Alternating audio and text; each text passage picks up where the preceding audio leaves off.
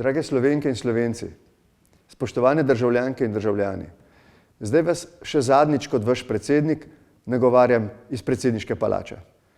Vse je pripravljeno za jutrišnji prihod predsednice republike, gospe Nataše Pirc Musar.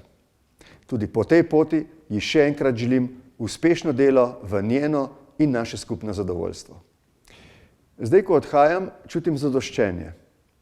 Trudil sem se, da bi bil predsednik vseh vas, da bi nas povezoval in da bi skupaj naredili korak k pomiritvi in spravi. Trudil sem se, da bi okrepil ugled naše države v svetu in tam iskal in našel naše nove prijatelje. Spoštovani, bilo mi je v izjemno čast, da sem bil vaš predsednik. Zdaj, ko se naposled poslavljam od vas, vam želim vse najboljše. Srečno, Slovenija!